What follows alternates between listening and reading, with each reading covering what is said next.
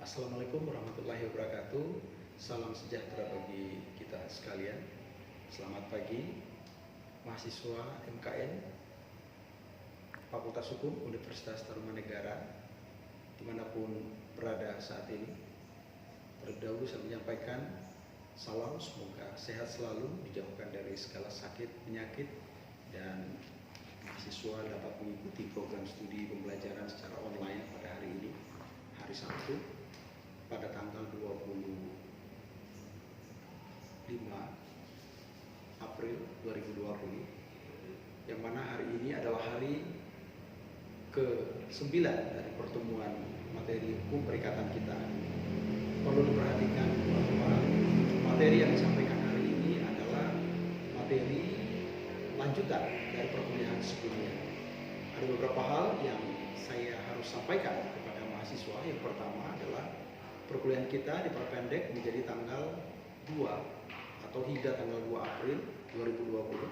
Kemudian tanggal 22 hingga 27 perkuliahan kita akan diliburkan. Kemudian dari semua tugas yang diberikan, baik tugas individu maupun tugas kelompok, agar dapat segera dikumpulkan melalui email atau melalui Telegram maupun WhatsApp grup yang diberikan kepada mahasiswa. Lanjut, materi kita yang akan dibahas pada hari ini adalah hukum perdamaian, ya, atau hukum perjanjian perdamaian. Saya ulangi, materi kita yang akan kita bahas hari ini adalah perjanjian perdamaian. Perjanjian perdamaian sendiri dalam KUH Perdata buku 3 yaitu dapat kita temukan di dalam bab 17. Materi ini terlebih dahulu akan kita bahas mengenai pengertian daripada perjanjian perdamaian itu sendiri.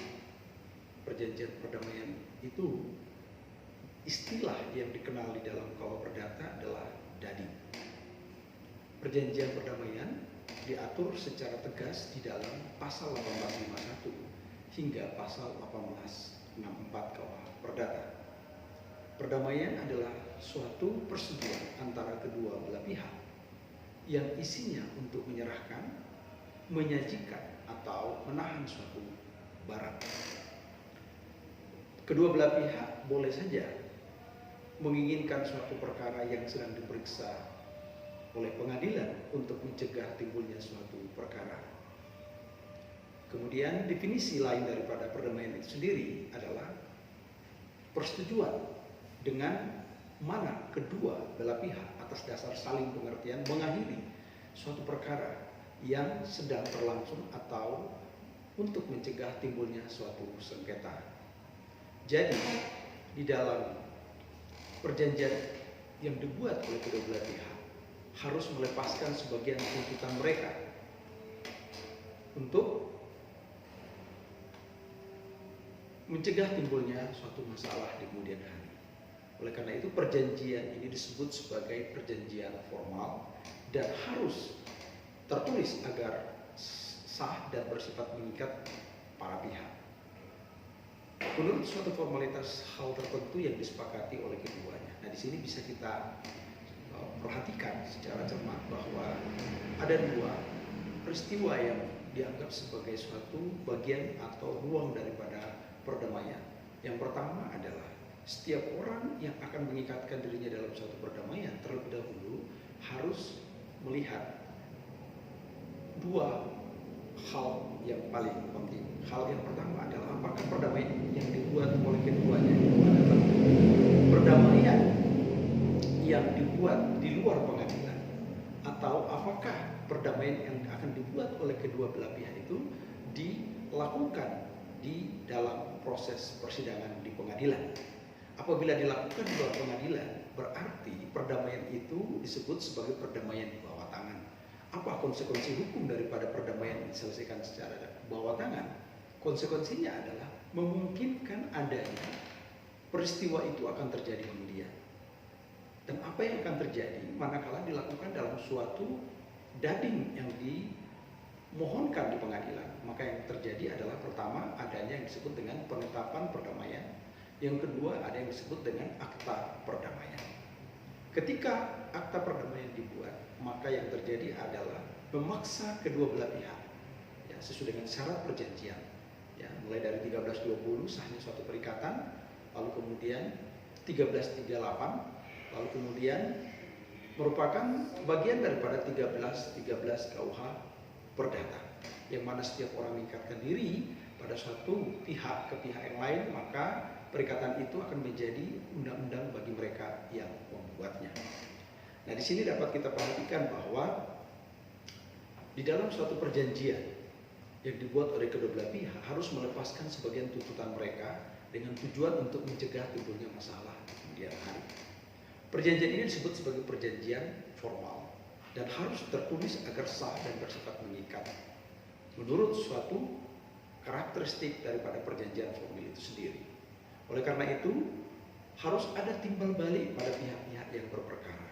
Tidak ada perdamaian apabila salah satu pihak dalam satu perkara mengalah seluruhnya dan mengakui tuntutan pihak lawan seluruhnya. Artinya begini, apabila ada suatu pengakuan dari pihak lawan secara menyeluruh terkait dengan suatu pengakuan, misalnya mengalah karena salah, dan seluruh yang didalilkan oleh lawannya diakui oleh pihak terlawan, maka pihak terlawan itu tidak layak untuk masuk ke dalam perdamaian tersebut.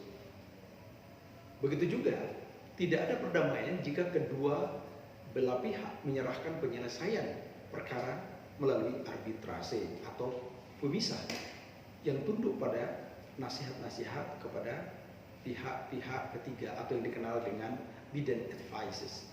Ya.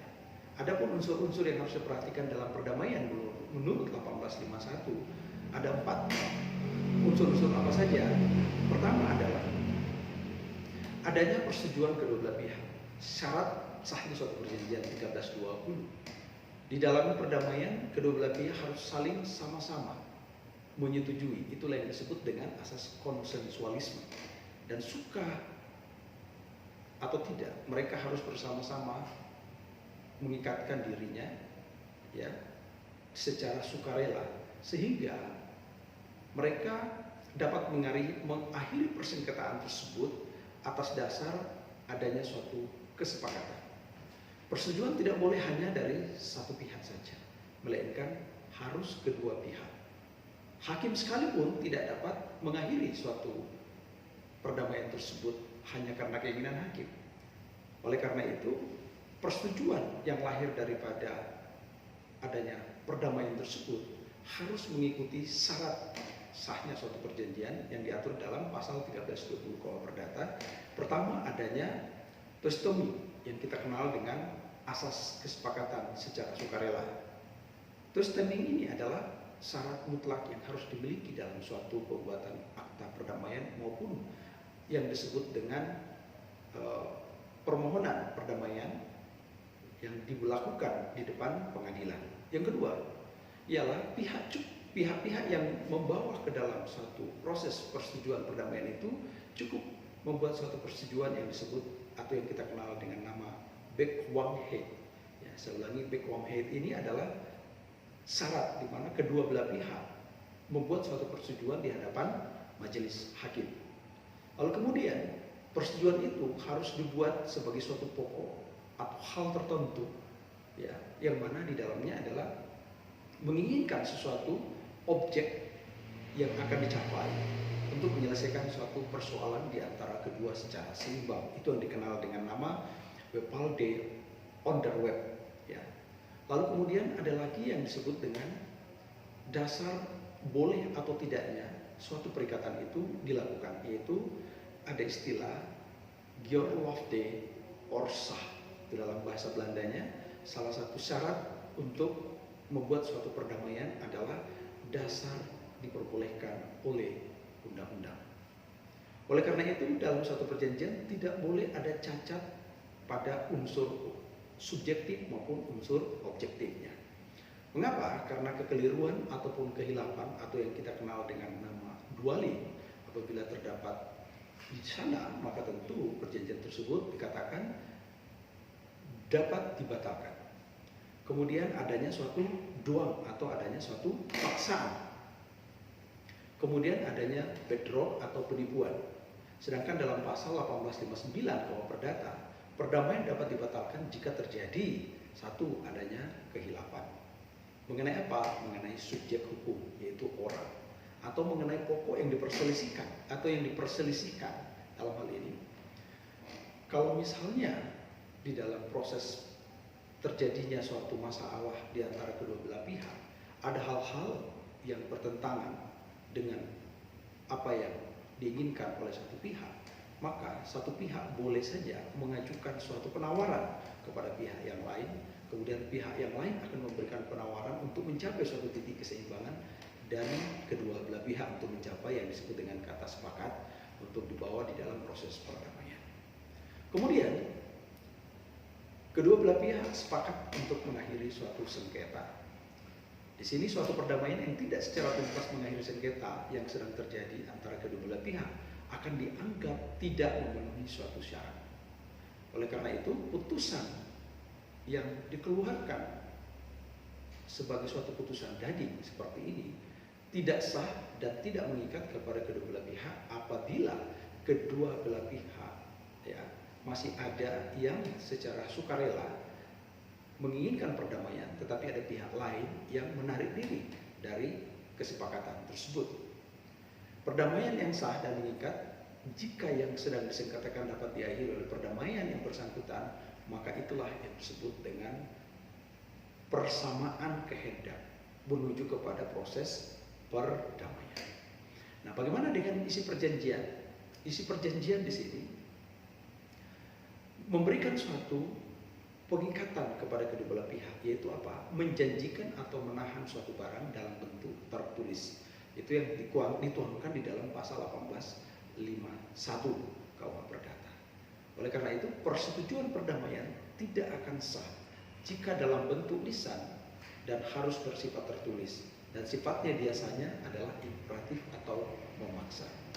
Maksudnya adalah setiap maksud perdamaian yang diajukan di dalam persidangan atau dimohonkan kepada majelis diadakan sebagai suatu perdamaian secara tertulis. Artinya bahwa pihak yang membawa permohonan kepada majelis hakim, dia wajib menyampaikan tidak secara lisan saja, tetapi juga diiringi dengan permohonan secara tertulis. Maksudnya diadakan perjanjian perdamaian secara tertulis adalah untuk menjadikan suatu perjanjian tersebut sebagai alat bukti bagi para pihak untuk diajukan ke hadapan hakim. Nah, jika dilihat dari bentuk persetujuan perdamaiannya, maka dapat dibedakan dalam dua format persetujuan perdamaian. Apa saja dari kedua format tersebut? Pertama adalah putusan perdamaian. Yang kedua adalah akta perdamaian. Sengketa tersebut sedang diperiksa atau untuk mencegah timbulnya suatu perkara sengketa dilakukan secara seimbang, ya. Jadi seimbang dalam artian kedua belah pihak akan dipertimbangkan oleh majelis hakim, lalu kemudian akan menawarkan kepada masing-masing pihak untuk menuju kepada suatu perdamaian.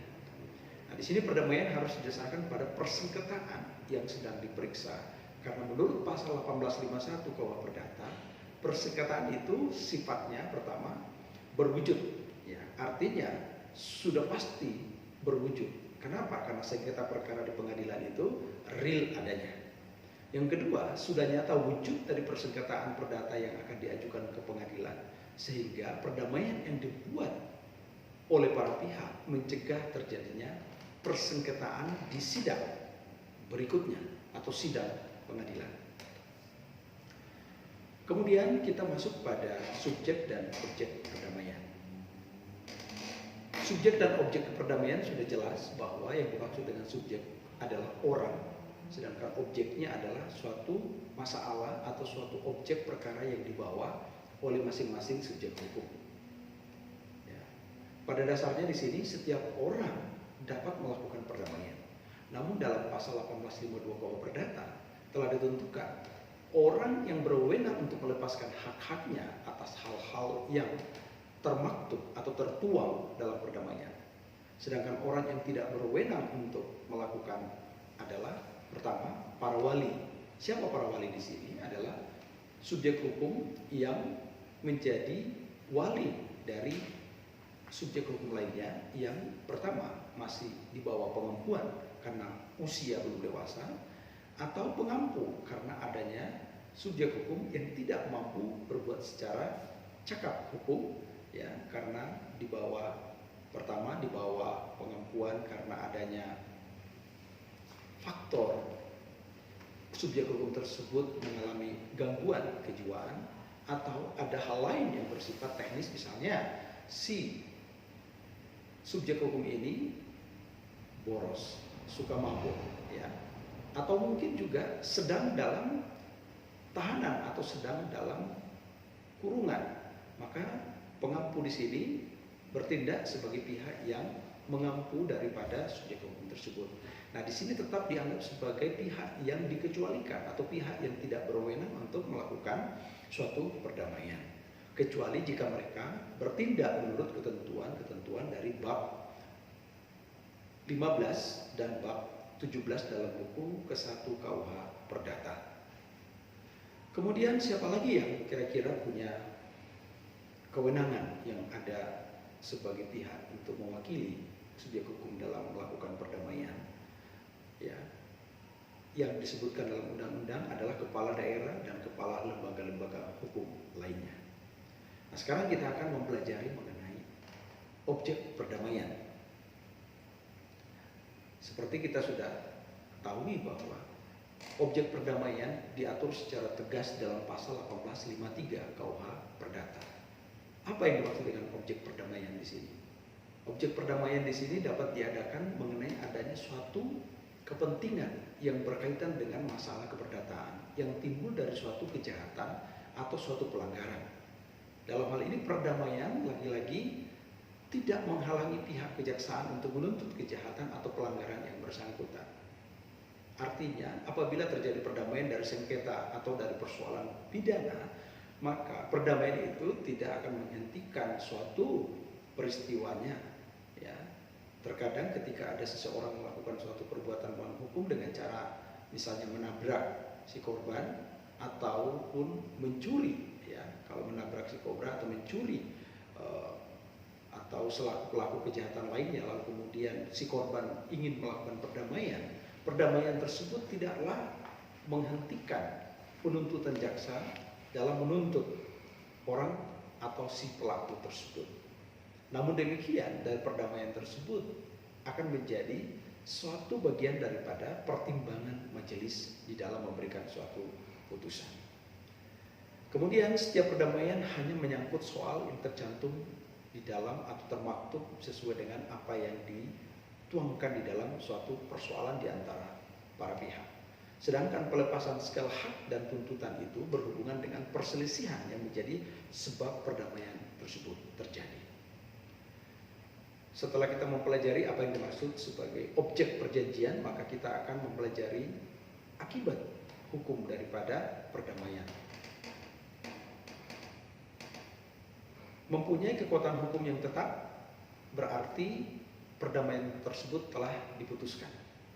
Artinya begini, setiap putusan yang dikeluarkan oleh pengadilan sebagai suatu produk penyelesaian suatu sengketa pengadilan itu disebut sebagai putusan yang bersifat inkrah, ya, atau putusan perdamaian itu disebut sebagai putusan yang sama dengan putusan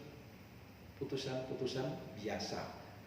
Tetapi ada hal yang menarik di sini, karena putusan perdamaian pertama tidak akan boleh dilakukan banding ataupun kasasi, ya, karena putusan itu bersifat the end. Artinya putusan itu telah berakhir ketika kedua belah pihak menyepakatinya. Itulah yang muncul sebagai suatu akta perdamaian.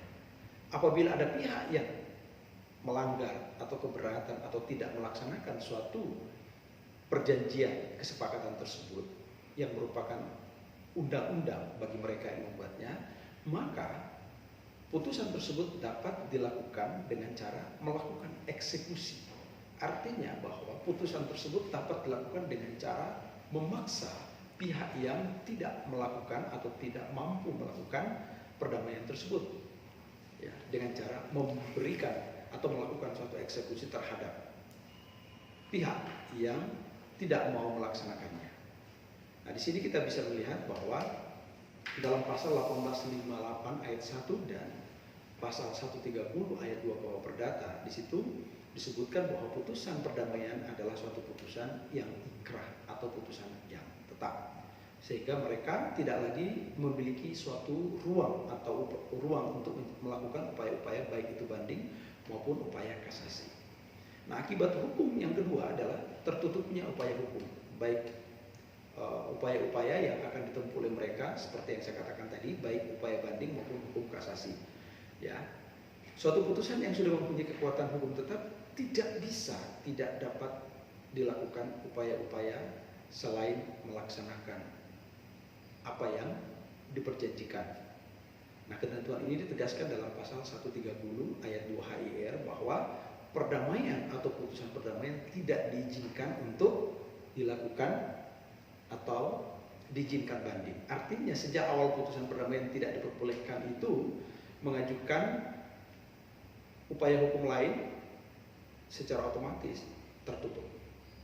Karena sebab terjadinya suatu perdamaian, maka terwujudlah suatu keputusan dari kedua belah pihak yang dituangkan dalam suatu akta, sehingga dianggap sebagai suatu putusan yang sudah inkrah van bewitch. Kemudian